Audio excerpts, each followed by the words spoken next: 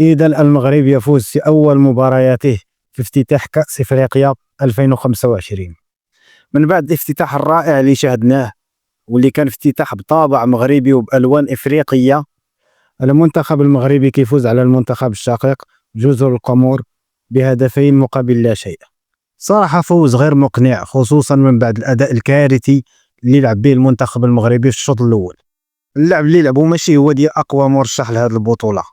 واش عباد الله منتخب مليء بالنجوم، والاعتماد ديالهم كان على كثرة العرضيات اللي ما كانت عندها حتى شي نتيجة في الشوط الأول.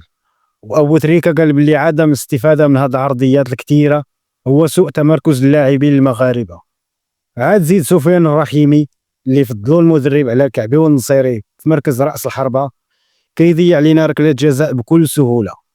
ولكن في الشوط الثاني نقدروا نقولوا بلي اللعب تبدل وبانوا فرص كثيرة، خصوصا من بعد ما دخل الكعبي اللي سجل هدف الاختصاص ديالو وهدف العادة بقصية رائعة.